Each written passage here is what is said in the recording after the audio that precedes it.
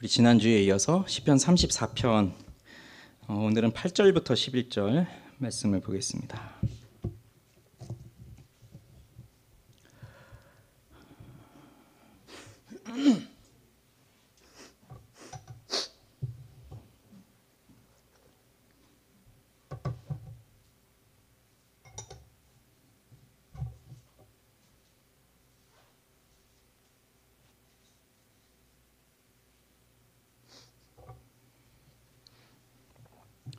네, 시편 34편 오늘은 8절부터 11절 말씀입니다. 자, 우리 같이 읽어볼까요? 말씀이 안 떴나요?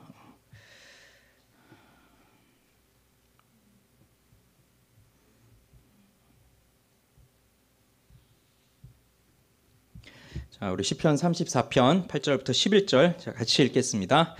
너희는 여호와의 선하심을 맛보아 알지어다. 그에게 피하는 자는 복이 있도다. 너희 성도들아 여호와를 경외하라. 그를 경외하는 자에게는 부족함이 없도다. 젊은 사자는 궁핍하여 줄일지라도 여호와를 찾는 자는 모든 좋은 것에 부족함이 없으리로다. 너희 자녀들아 와서 내 말을 들으라. 내가 여호와를 경외하는 법을 너희에게 가르치리로다. 아멘. 기도하겠습니다. 하나님 아버지 감사합니다. 오늘 이 금요일 저녁에 또 저희들이 함께 모였습니다. 모일 수 있도록 해주신 것 감사하고 또 찬양할 수 있는 은혜 주신 것 감사하고 말씀을 들을 수 있도록 해주신 것도 감사합니다. 하나님의 말씀을 들을 수 있는 사람이 또 이 시대 가운데는 참 많이 없음을 우린 또 새삼 보게 됩니다. 그리고 하나님 앞에 엎드려 기도하는 사람도 점점 줄어들고 있다는 것도 우리는 생각하게 됩니다. 그렇기 때문에 오늘 이 저녁에 저희들이 이곳에 나와서 또 기도하고 또 매주 금요일마다 또 모이고 기도할 수 있도록 하여 주신 은혜가 너무나도 큽니다. 그것을 우리가 늘 기억하게 하시고 그 속에서 하나님의 선하심, 하나님의 인자하심, 하나님의 능력 그것들을 보게 하시고 우리 삶에서 경험하여 갈 수 있도록 도와주시옵소서. 우리의 무너진 마음 다시 한번 일으켜 세워주시고 또 무뎌졌던 마음도 다시 한번 깨어나는 마음을 허락하여 주시고 또 집중하지 못하게 하는 것들이 있다면 하나님의 말씀에 집중할 수 있는 능력 우리에게 허락하여 주셔서 온전히 말씀 안에 서는 이 시간 되게 하여 주시옵소서. 예수님의 이름으로 기도합니다. 아멘. 지극히 평범히 살아가던 다윗이었습니다. 너무 평범하다 못해서 아버지에게도 기억이 나지 않는 그러한 막내 아들이었습니다. 그러던 사람이 뜻하지 않게 전쟁터에 그 형들이 잘 있나 심부름 갔다가 하나님의 이름을 모욕하는 그 골리앗을 보고 그 자리에서 나아가서 여호와의 이름으로 나아가서 그 골리앗을 죽이고 그로부터 이 다윗이라고 하는 사람은 이스라엘에서 가장 핵심적인 사람이 되었습니다. 그래서 이 다윗은 승승장구하게 되죠. 사울은 천천히요 다윗은 만만히로다. 이제 그러한 노래까지 백성들이 부를 정도로 승승장구하던 다윗은 사울의 시기를 받아서 죽을 위기에 처하게 되고 결국 사울을 피해서 적국인 블레셋으로 도망을 가게 됩니다. 거기서도 죽을 위기에 처하게 되니까 그때 그는 미친 척을 해서 겨우 살아남게 돼요. 인생 중에서 두 번 다시는 겪고 싶지 않을 가장 치욕스러운 순간을 그는 그 순간에 경험하였는데 그 순간을 보냈던 다윗은 놀라운 고백을 하게 됩니다. 내가 여호와를 송축하며 내 입술로 항상 주를 찬양하리이다. 보통 사람 같으면 그렇게 두 번 다시 겪고 싶지 않을 치욕스러운 순간을 겪으면 하나님 내가 뭘 잘못했습니까? 왜 나에게 이런 일을 주십니까? 하고 원망하겠지만 다윗은 내가 항상 여호와를 송축하겠습니다. 나는 항상 하나님을 찬양합니다. 그것을 고백했어요. 그리고 이스라엘을 향해서 외칩니다. 너희는 여호와의 선하심을 맛보아 알지어다. 너희는 여호와를 경외하라. 내가 여호와를 경외하는 법을 가르치리로다. 그것을 선포합니다. 가장 치욕스러운 순간이었지만 그는 그 순간 여호와의 선하심을 맛보아서 알게 되었고 가장 치욕스러운 순간이었지만 그 순간 하나님을 경외하는 법을 깨달았기 때문이에요. 오늘 8절부터 11절의 내용을 볼 것인데, 이 시편 34편 안에서 그래도 가장 우리에게 잘 알려져 있고 우리에게 유명한 구절이 바로 8절 말씀이죠. 자, 8절과 9절을 함께 짝을 이루어서 대꾸를 이룬다고 하면서 봅시다. 그러면 8절에 너희는 여호와의 선하심을 맛보아 알지어다 라고 하는 것과 9절에 너희 성도들아 여호와를 경외하라 라고 하는 것이 이렇게 대꾸를 이루고 있죠. 같이 명령형으로 나오고 있어요. 맛보아라, 그리고 이해해라, 그 다음에 경외하라, 이렇게 명령으로 주어지고 있고, 그 다음에 그에게 피하는 자는 복이 있도다, 그를 경외하는 자에게는 부족함이 없도다, 또 그렇게 대꾸를 이루고 있죠. 그래서 그에게 피하는 자, 곧 그를 경외하는 자, 그에겐 복이 있고, 복이 있으니까 부족함이 없는 것이죠. 그에게 피하는 것이 곧 여호와를 경외하는 것이죠. 자, 그렇게 8절과 9절이 이어지고 있다고 보면, 자, 한번 하나씩 보겠습니다. 자, 8절에서 너희는 여호와의 선하심을 맛보아 알지어다라고 했습니다. 맛을 보고 이해를 해라, 그 명령이거든요. 무엇을 맛보라는 겁니까? 여호와의 선하심이에요. 우리 어릴 때 수박 장수가 수박을 팔 때 세모로 칼집을 내서 콕 찍어서 맛보라고 이렇게 주잖아요. 그러면 그것을 맛을 보고 그 의미 아닙니까? 자, 맛보고 알아라. 이게 얼마나 맛있고 달콤한 것인지를. 그래서 맛보고 아는 거잖아요. 근데 여호와의 선하심이 뭐 우리가 입을 벌려서 혀로 이렇게 씹으면서 혀에서 느껴지는 그 맛으로 알 수 있는, 우리가 먹을 수 있는 겁니까? 그런 것이 아니라 이 여호와의 선하심을 맛보아서 알라고 하는 것은 체험적 지식을 말하고 있는 거예요. 우리가 체험하라는 거예요, 그 선하심을. 그러면 자, 여호와의 선하심이라고 했는데, 자, 하나님 자체가 선하신 분입니다. 하나님은 모든 피조물을 향하여서 관대하고 친절하게 행하시는 선하신 하나님이세요. 그 하나님의 선이 하나님이 가지고 계시는 하나님의 속성 중에 하나예요. 자, 이 선하심이라고 하는 히브리어 단어가 토브라는 말인데, 이제 자주 이야기를 해서 다들 알고 계실 거예요. 이 토브가 처음 나온 곳은 창세기 1장이고, 보시기에 좋았더라라고 할 때 그 좋았다 하는 말이 바로 이 토브라는 말입니다. 선하다는 말입니다. 하나님께서 신이 창조하신 그 피조물을 보시면서 좋았다라고 말씀하시는 것은 하나님께서 의도하신 대로 창조가 되어서 하나님이 있으라고 한 그 자리에 있기 때문에 하나님 보시기에 좋은 것이고, 그것이 곧 선이에요. 그래서 하나님은 선하시기 때문에 그 선하신 하나님의 성품으로 세상을 또한 선하게 창조하셨습니다. 그래서 하나님이 창조하신 이 피조물에 대하여서 이 세상이 참으로 선하구나라고 할 때에는 하나님이 지으신 목적에 맞게 존재하고 있을 때 그게 바로 선하다라고 하는 거예요. 세상의 피조물들도. 그런데 오늘 여호와의 선하심을 맛보아 알라라고 했습니다. 그런데 우리가 세상을 살아가고 있잖아요. 세상을 살아가면서 우리는 여호와의 선하심을 맛보아 알 때가 더 많습니까? 아니면 세상의 악함을 맛보아 알 때가 더 많습니까? 여호와의 선하심이 보여지기보다는 세상이 너무나 악하구나 하는 것을 더 잘 볼 수 있는 그러한 삶을 우리는 살아가고 있어요. 세상이 악하다, 사람이 악하다, 이런 것에 대해서는 더 이상 설명할 필요도 없습니다. 우리는 이 세상이 참으로 악하다는 걸 너무나 잘 알고 있습니다.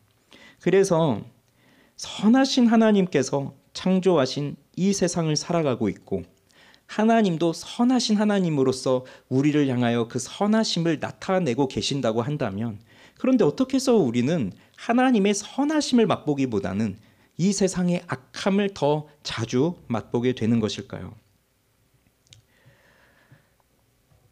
그래서 어떤 사람들은 하나님이 이 악을 만들었다, 그러니까 이 악도 하나님에게서 나온 것이다, 그렇게 주장하는 사람도 있지만, 분명한 것은 하나님이 악을 만드신 것이 아닙니다. 하나님이 악의 저자가 아니세요. 이 악이 하나님으로부터 나온 것이 아니에요. 그러면 이 악은 어디서 나왔습니까? 선하기는 했지만, 즉 하나님께서 인간을 창조하실 때 최초의 인간은 선하게 창조되었죠. 그래서 선한 존재이기는 했지만 불완전한 존재, 즉 언제든 죄를 범할 수 있는 가능성이 있었던 그 불완전한 존재였던 인간이 스스로 악을 선택하였기 때문에, 그래서 이 세상에는 재앙이 들어오고 이 세상에서 악과 고통이 들어와서 우리는 이 세상에서 악과 고통을 경험하면서 살아가고 있는 거예요.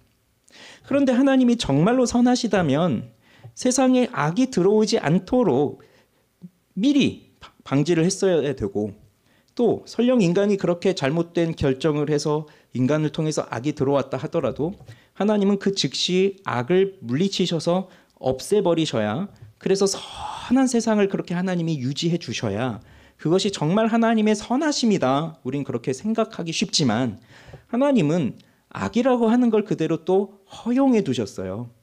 그래서 지금 우리가 악을 경험하고 그 속에서 또한 고통을 경험하는 것은 하나님이 또 우리도록 그렇게 살게끔 하신 겁니다.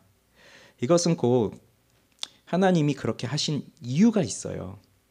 우선은 이 악이라고 하는 것이 인간의 선택과 인간의 결정으로 주어졌다고 했잖아요. 그만큼 인간을 하나님께서는 위대하게 창조하신 겁니다. 사람이 순종이나 불순종할 자유의지를 하나님이 주셨는데, 그래서 하나님께서 그렇게 인간을 너는 내가 하는 말을 그대로 따라라 하고 무조건 따르도록 하는 그런 존재로 창조하신 것이 아니라 하나님의 말씀을 주시고, 자, 그 말씀을 듣고 네가 바르게 알고 네가 바르게 행동을 해라. 그렇게 자유롭게 할 수 있도록 인간을 만드셨어요. 그것이 바로 인격적 존재로 인간을 만들었다는 것이고, 그 속에서 인간이 인격적인 순종을 할 때 하나님은 가장 기뻐하셨던 것인데 인간이 그것을 하지 않은 거죠. 불순종을 하게 된 거죠. 그만큼 인간을 위대한 존재로 창조하신 겁니다. 그렇게 위대한 존재였기 때문에 악을 행하게 된 것이고, 그 악이 이 세상에 들어왔을 때 그것을 내버려 두시는 이유는 이 악으로 하여금 이 악한 세상 속에서 고통을 당함으로 인하여서 우리는 그 속에서 더욱더 찬란하게 빛나는 하나님의 선하심을 보게 되기 때문이에요. 이해가 되시죠? 캄캄한 밤하늘에 불꽃이 팡 하고 터지는 그 불꽃놀이를 할 때 하얀 대낮에 하면 별로 감흥이 없지만 캄캄한 밤하늘에 그 불꽃이 팡팡 터지면서 우리는 예쁘다 하는 것을 보게 되는 것처럼 이 세상이 캄캄한 어두움 속에 있고 그렇게 악과 고통이 가득한 세상 가운데 있지만 그 속에서 우리는 그 악 속에서 고통을 경험하며 눈물 흘리며 살고 있을 때 선하신 하나님이 그 속에서 나타나면서 하나님의 선하심이 이토록 아름다운 것이구나 하는 것을 보게 된다는 거예요. 그러니 우리는요, 보십시오. 많은 고통을 당합니다.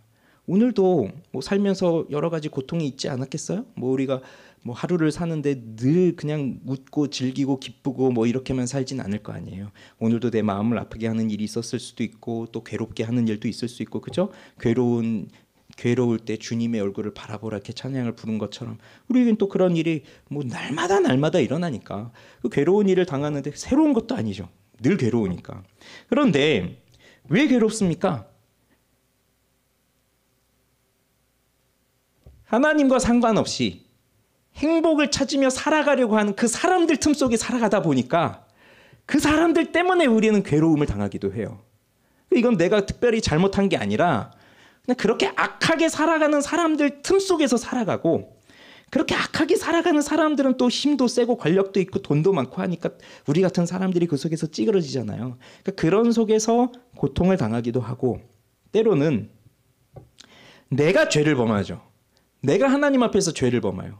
죄를 범하고 나니까 그 범하였던 죄로 인하여서 나타나는 결과들이 우리의 인생 속에 따라붙게 돼요.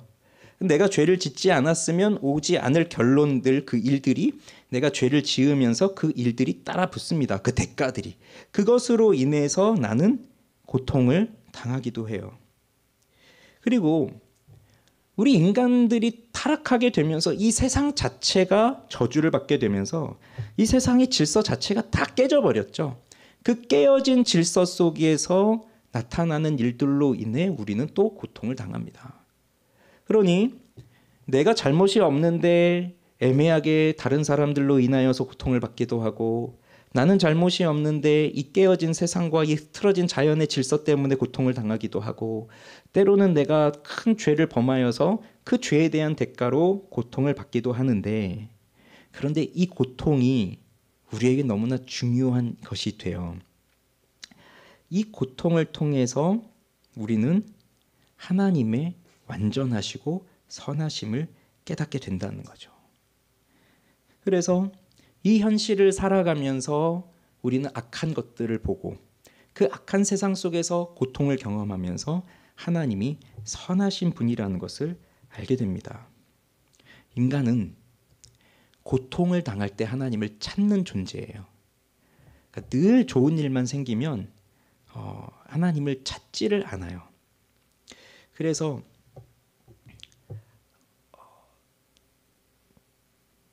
내가 비록 이렇게 힘든 순간을 보내고 있지만 그 힘든 순간이 있기 때문에 하나님을 찾는 겁니다.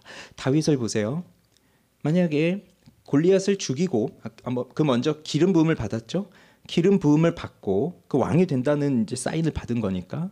그리고 골리앗을 죽이고 그 사람들에게 칭송을 받고 하면서 그렇게 쭉 왕으로 갔다고 해보십시오.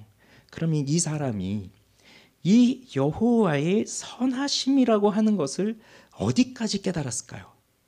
물론 내가 그렇게 아무것도 아닌 나를 기름 부으셔서 왕으로 세우시고 그렇게 해서 내가 골리앗도 죽이고 이 나라를 강성하게 이끌고 이 나라를 이끌 왕이 되어서 그 나라를 부강하게 했다라고 한다면 그렇게 나를 인도하신 하나님이 선하십니다라고 물론 고백은 할 수 있겠지만, 그런데 오늘 이 시편 34편에서 다윗이 거의 한 80편 정도 되는 시를 남겼거든요. 시편에. 그 수많은 시들 속에서 늘 다윗이 했던 얘기는 바로 이러한 얘기거든요. 자신이 그 힘들고 어렵고 괴로울 때 정말 하나님이 함께 하셨고 하나님이 선하셨다라고 하는 것을 그걸 노래하고 있었거든요. 그러니 이 어려움을 겪지 않았다면 그가 선을 알았다는 것도 한 요 정도 알았겠지만 그 어려움을 겪으면서 그가 하나님의 선하심을 경험한 건 굉장히 큰 겁니다. 더 큰 걸 경험하게 된 거예요. 그러면서 결국 우리는 하나님께서 살아계시다는 것을 믿습니다. 그렇죠? 여기 계신 분들은 하나님이 살아계시다는 것을 믿는 분들이고, 또 하나님이 선하시다, 좋으신 하나님이시다, 그것도 믿는 분들이에요. 그러면 이스라엘 백성들은 그걸 믿지 않았을까요? 이스라엘 백성들도 동일하게 다 믿었겠죠. 하나님 살아계시고 하나님은 선하시고 그 좋으신 하나님이 우리를 늘 인도하신다, 이걸 이스라엘 백성들도 다 알고 있었겠지만, 그러한 이스라엘 백성들을 향하여 다윗이 외쳤던 건 뭐냐면 여호와의 선하심을 맛보아 알지어다, 그것을 말하였던 겁니다. 그것을 통해서 뭘 깨닫게 되냐면 바로 여호와의 선하심은 경험해야 된다. 오늘날 신앙의 어려움은 체험의 부재예요. 듣는 건 많이 들을 수 있습니다. 들을 수 있는 매체들이 정말로 많아졌습니다. 과거에 비하면 정말로 많아졌습니다. 다양한 설교를 들을 수 있고 다양한 메시지들을 들을 수 있어요. 많은 지식들을 정말로 접할 수 있습니다. 그런데 과거에 비해서 우리에게 부족한 것이 있다면 신앙의 체험이에요. 며칠 전에도 말씀드렸지만 우리가 하나님을 안다라고 하는 것이 하나님의 속성을 아는 것과 그 하나님의 속성이 우리 인생 속에서 어떻게 나타나는가, 그것을 경험해야 안다는 것이라고 말씀을 드렸었잖아요. 며칠 전에 수요일이었던 것 같은데, 바로 그러한 경험적 지식이 우리 가운데 있어야 된다는 거죠. 그래서 고통 가운데 있을 때, 그리고 세상의 악함 속에서 내가 있을 때 그걸로 인해서 내가 실망하거나 낙심하거나 하나님을 원망하거나 그럴 필요가 없이 오히려 이러할 때 내가 하나님의 선하심을 맛볼 수 있는 기회다, 그렇게 감사하게 여기시고 그걸 생각하면서 하나님을 바라보십시오. 그게 다윗이 우리에게 가르쳐주고 있는 바예요. 그래서 여호와의 선하심을 맛보아서 알아라. 그냥 들어서 아는 게 아니라, 그냥 옆 사람이 해준 얘기 때문에 여호와가 선하시구나, 그게 아니라 바로 내 인생에서 나타나시는 하나님의 역사, 그걸 보라는 겁니다. 그러면 곰곰이 생각해 보십시오. 다윗은 이렇게 적국에 가서 그 적국의 왕 앞에서 살기 위해서 미친 척하면서 그 존귀의 상징이 되는 수염에다가 침을 질질 흘리면서 이리저리 그적거리면서 그렇게 미친 사람처럼 그렇게 행세를 하면서 살았는데, 우리도 그런 순간이 왜 없었겠어요? 우리도 살기 위해서 그렇게 미친 척도 해보고 또 우리가 살기 위해서 또 뭐 별짓을 다 해보면서 그렇게 살아오지 않았습니까? 자, 그랬던 순간이 우리에게 지금껏 살아오면서 여러 번 있었겠지만 지금 우리가 여기 이 자리에 있을 수 있는 이유는 무엇인가요? 그 순간을 지나왔기 때문이잖아요.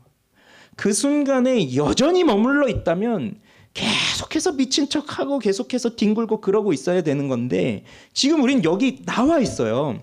그러면서 여호와의 선하심을 지금도 우린 찬양하고 있어요. 그 이유 뭐죠? 하나님의 선하심을 우린 인생에서 경험했다는 거예요. 그걸 잊지 마시기 바랍니다. 그래서 여호와의 선하심을 맛보아 알아라. 그러면서 그에게 피하는 자는 복이 있도다라고 말했습니다. 여기서 말하는 복이 아쉐르라고 하는 복이에요. 이건 물질적 육체적 복이 아니라 이건 영적인 복입니다. 그 복 있는 사람은 죄인의 길에 서지 아니하고 오만한 자의 자리에 있지 아니하고 그 길에 따르지 아니한다고 하시는 그 복 있는 사람 있죠.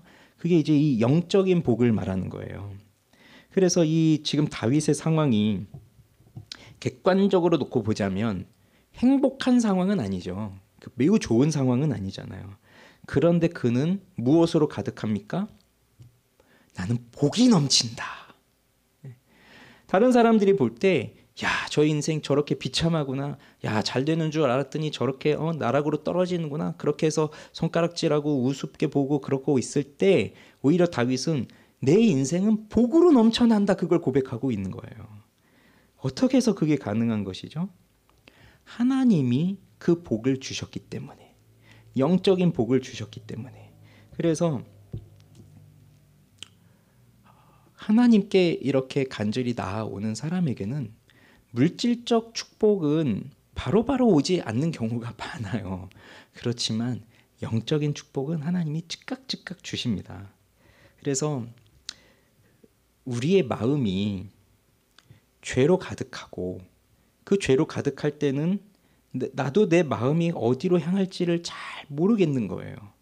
그래서 좋은 일이 일어나고 형통한 일이 일어나면 그러면 좋은 일이 일어나서 하나님께 감사하느냐?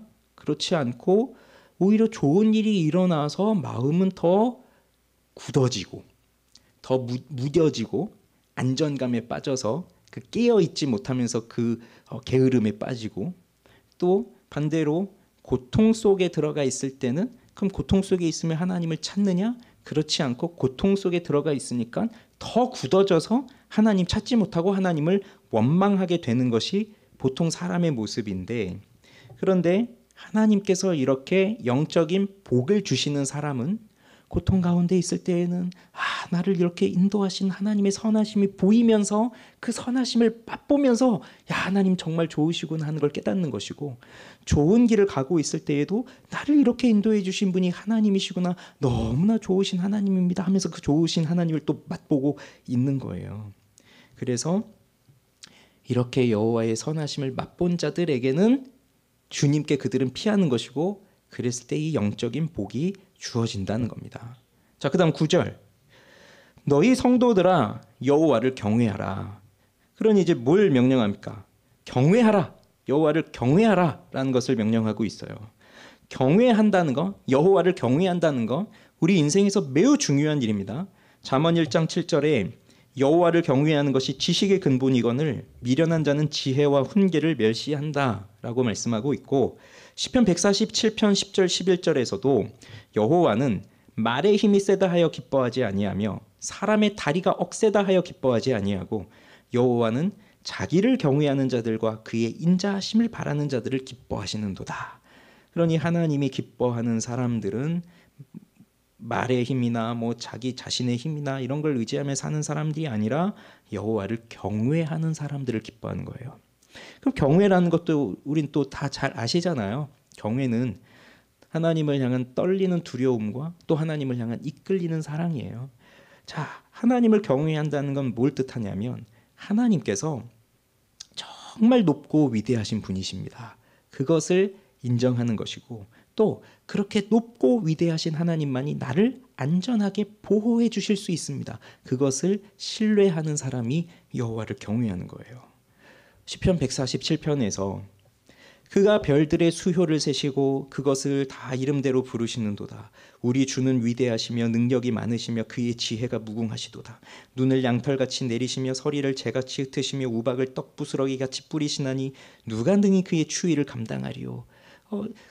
우리 비준비하시니라는 찬양 우리 많이 부르죠. 그게 이 시편 147편의 말씀으로 부른 노래인데, 그러한 하나님의 위대한 능력 앞에서 내가 서 있게 된다면 나는 얼마나 비천한 존재인지를 깨닫게 됩니다. 그러니 내가 무엇이기에 감히 하나님을 욕할 수 있고 감히 하나님께 원망을 하고 그렇게 내 마음대로 하나님 없이 살겠다고 그렇게 떼쓰고 그럴 수 있느냐. 나는 그럴 수 없는 존재다라고 하는 것을 깨닫게 되는 거예요. 그렇게 하나님 앞에서 자신의 비천함을 깨닫고 그 다음에도 거기서 멈춰지는 게 아니라, 그럼에도 불구하고 내가 이렇게 비천한 존재이며 하나님을 떠나서 배은망덕하게 살아가는 내 인생이라 할지라도 하나님이 나를 사랑하시니 그 하나님의 사랑이 내 마음속으로 들어와서 그 하나님께 더 나아가서 하나님을 사랑하고 싶어하는 마음이, 그것이 경외함 속에서 나타나는 우리의 감정이에요. 그러니 우리는 지금껏 많이 배웠습니다. 세상을 사는 지혜는 하나님을 경외하며 살아가는 것이다. 그것이 세상을 사는 지혜다. 그러니 세상 사람들이 말하는 지혜는 완전히 다르죠. 세상의 사람들이 말하는 지혜는 돈이 있어야 잘 살 수 있을 것이고, 권력이 있어야 잘 살고, 건강이 있어야 잘 살고, 그러면서 잘 산다라고 하는 것이 세상의 지혜라고 한다면, 우리는 여호와를 경외하며 살아가는 것이 곧 세상을 살아가는 지혜가 되는 거예요. 그래서 9절에 뭐라고 합니까? 그를 경외하는 자에게는 부족함이 없도다라고 말하고 있습니다. 부족함이 없대요. 아까는 복을 얘기했죠. 그 영적인 복으로 충만하다고 얘기했죠. 똑같은 얘기 아닙니까? 부족함이 없습니다. 그걸 말합니다. 다윗이 이것의 산증인입니다. 지금은 이 시편 34편은 다윗이 아직 젊을 때이지만 다윗이 노년에 쓴 시에서도 이와 비슷한 고백을 하고 있어요. 우리가 너무나 잘 아는 시편 23편에서 여호와는 나의 목자시니 내게 부족함이 없으리로다.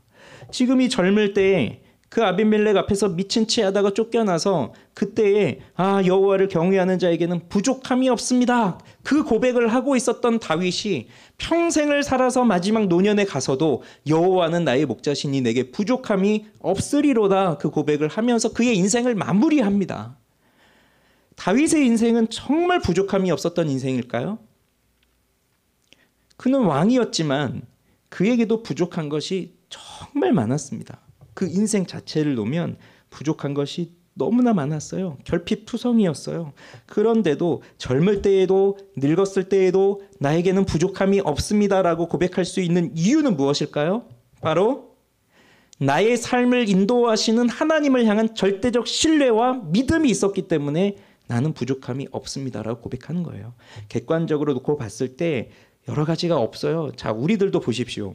우리가 난 정말 부족함 없습니다 이렇게 말할 수 있는 사람 있습니까? 그런데 다 놓고 보시면 난 이것도 없고 저것도 없고 이것이 없어서 난 힘들고 또 이것 때문에 내 속이 썩이고 지금도 이것 때문에 고민하고 이것 때문에 머리가 터질 것 같고 그렇게 살아가고 있는 게 우리 현실이지만, 그런데 나에게는 부족함이 없습니다라고 고백할 수 있는 이유는 나의 삶을 인도하시는 그 선하신 하나님에 대한 절대적인 신뢰와 확신이 있기 때문에 나에게는 부족함이 없습니다. 그렇게 고백을 하는 겁니다.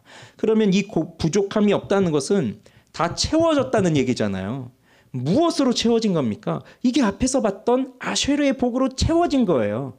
물질적인 것으로 채워져서 부족함이 없습니다가 아니라 영적인 것으로 채워졌기 때문에 부족함이 없습니다라고 고백하는 것이고, 그래서 그 아쉐르의 영적인 축복과 지금 이렇게 여호와를 경외하는 자에게 부족함이 없다라고 하는 것의 핵심은 하나님과 관계에 있는 거예요. 하나님과 관계가 끊어진 사람은요, 아무리 세상적인 것들을 채워도 늘 부족해요. 그래서 이스라엘 백성들이 잘못한 게 있잖아요. 하나님 말씀하시잖아요. 예레미야를 통해서. 그들이 생수의 근원이 된 나를 버린 것과 스스로 물을 채우는데 채울 수 없는 터진 웅덩이 물을 채우는 것이다. 여호와를 생수의 근원, 생명의 근원이신 여호와를 버린 것과 스스로 물을 채우는데 밑에 구멍이 뚫렸으니 아무리 채워도 채워지지 않는 그 일을 하는 게 이스라엘 백성들의 악이었던 거예요.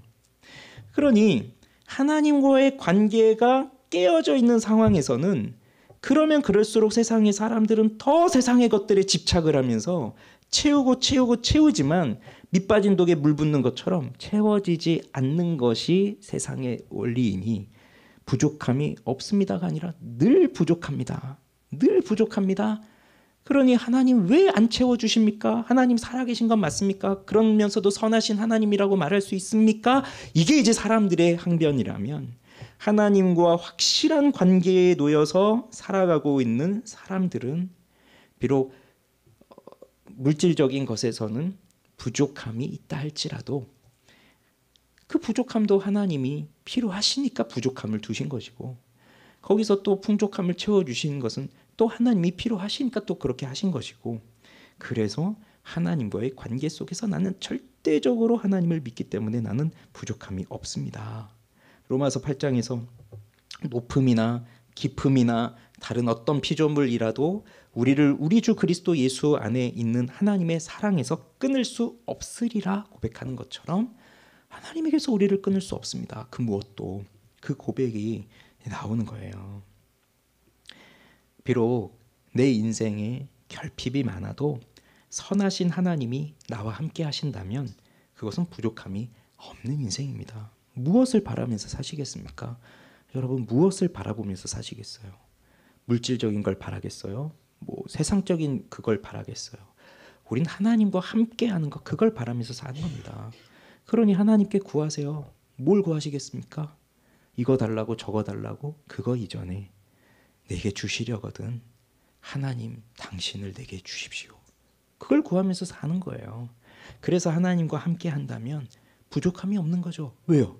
하나님은 온 세상을 창조하신 모든 우주를 창조하신 그 모든 것의 주인이신 하나님이니까요. 온 땅의 주인이시니까요. 온 땅의 주인.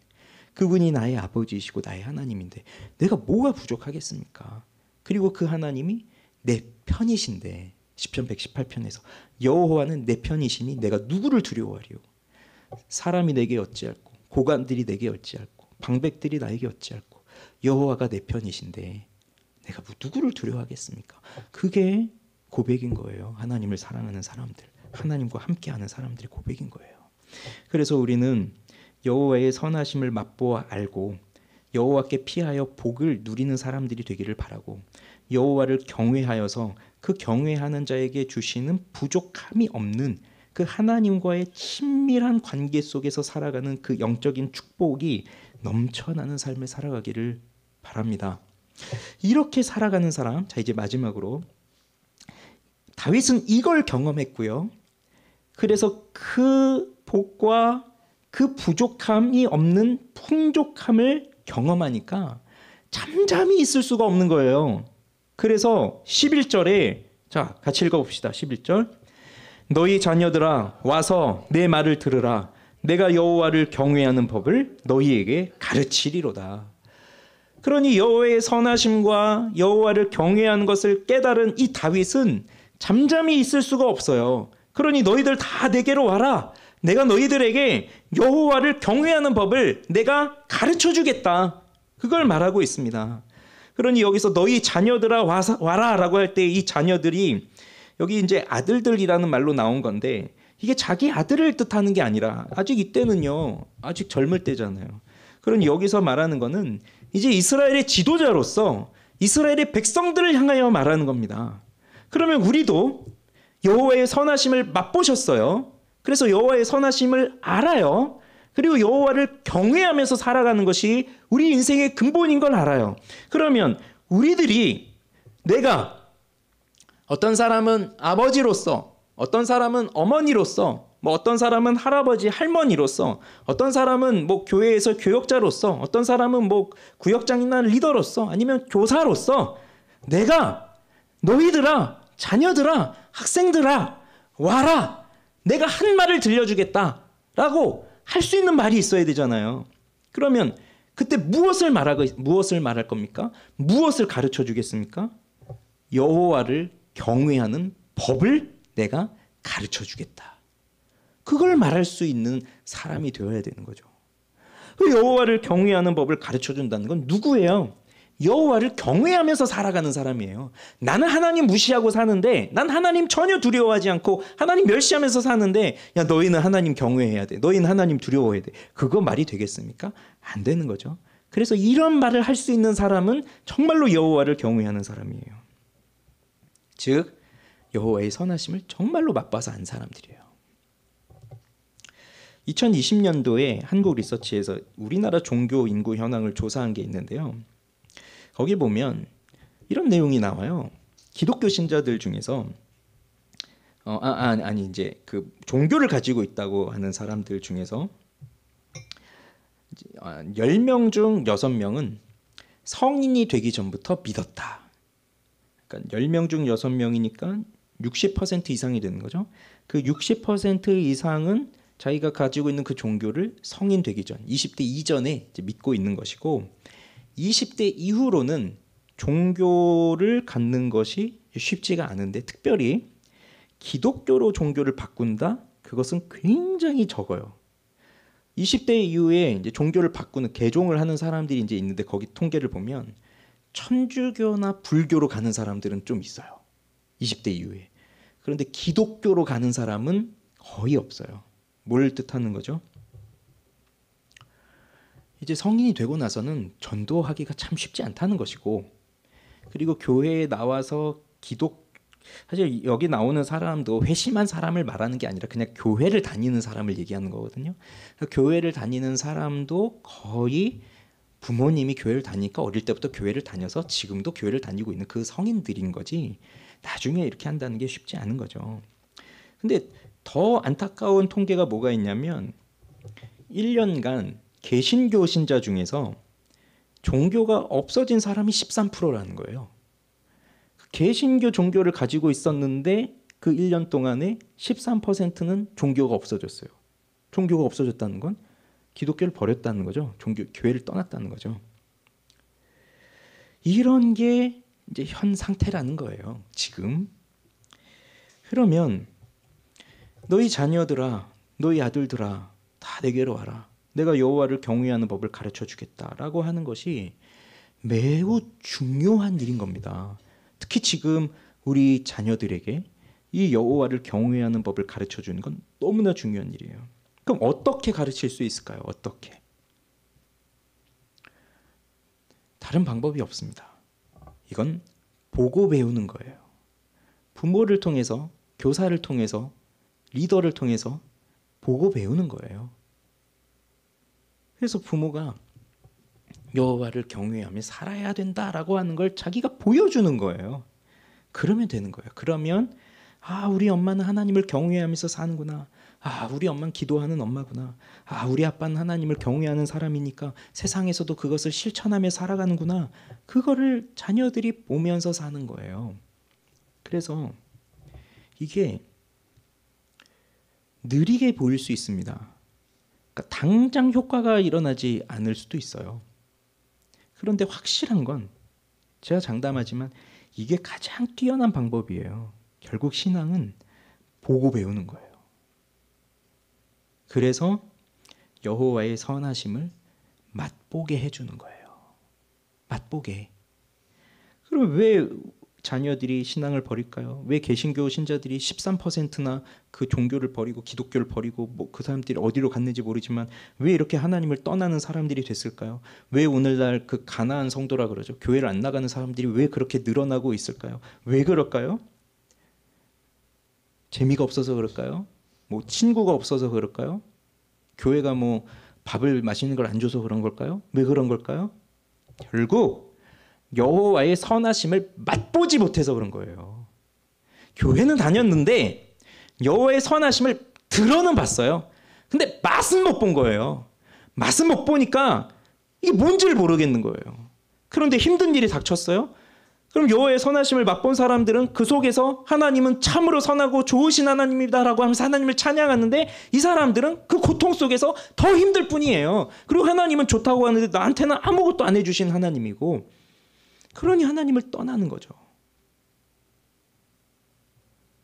그래서 이 여호와를 경외하는 법을 가르쳐 주기 위해서는 우리도 그것을 진짜로 맛본 사람들이 되어야 하고, 또 그것을 가르칠 때에는 우리의 삶으로 보여주어야 되고, 그리고 우리가 그들을 위해서 눈물로 기도를 해야 되는 겁니다. 눈물의 기도가 없이는 변화가 일어나지 않아요. 그런데 누군가를 위해서 흘리는 눈물은 반드시 그를 변화시켜요.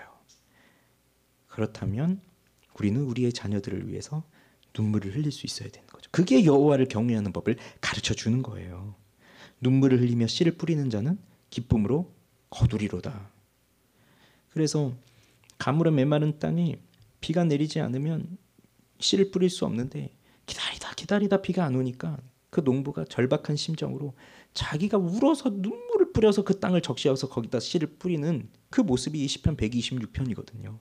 그러한 열정이 있다면 자녀들을 위해서 기도하고, 또 그들에게 하나님을 경외하는 법을 가르쳐주고 그렇게 사는 거예요. 그렇게 할 때에 하나님은 그들의 눈물을 들으시면서 반드시 영혼들을 고치시고, 우리 자녀들이 하나님을 떠나지 않게 하시고, 우리 교회에 들어와 있는 성도들이 하나님을 떠나지 않고 믿음으로 점점 더 성장하면서 하나님 앞에 나아가게 되는 거예요. 말씀을 맺을게요. 하나님께서는 여호와를 경외하는 자들의 얼굴을 부끄럽게 하지 않으십니다. 여호와를 경외하는 자들은 물론 두려움도 있습니다. 물론 고통도 있습니다. 세상 자체가 악하고, 또 이렇게 선하게 살려고 하는 사람들을 가만히 두는 세상이 아니기 때문에 애매한 고난도 당하고, 여러 가지 오해도 당하고, 또 우리도 불완전한 존재여서 계속적으로 죄를 범하고, 그러다 보니 죄에 대한 대가가 또 나이가 엄습해 와서 나를 힘들게 하고, 그런 일들이 우리에게 수없이 일어나지만 하나님께서는 이 모든 두려움에서 우리를 건져내십니다. 그래서 우리는 지금 필요한 게 바로 이 여호와의 선하심, 그걸 분명하게 붙들고, 그래서 하나님을 경외하며 살아가는 것을 회복하여서, 그래서 하나님께 참된 기쁨과 경배를 올려드리고, 또 우리의 자녀들에게도, 또 우리가 가르치도록 또 우리에게 맡겨주신 그 영혼들과 양떼들에게도 여호와를 경외하는 법을 가르침으로써 세상 방식으로 사는 게 아니라 선하신 여호와 하나님을 날마다 맛보면서 그 여호와를 경외하면서 그때 주시는 그 부족함이 없는 그 축복을 누리며 살아가는 것, 그걸 위해서 살도록 가르치는 그 믿음의 사람들이 되기를 바라고, 우리도 그 속에서 충분한 부족함 없는 그 하나님의 충족한 복을 누리며 사는 우리가 되기를 바랍니다.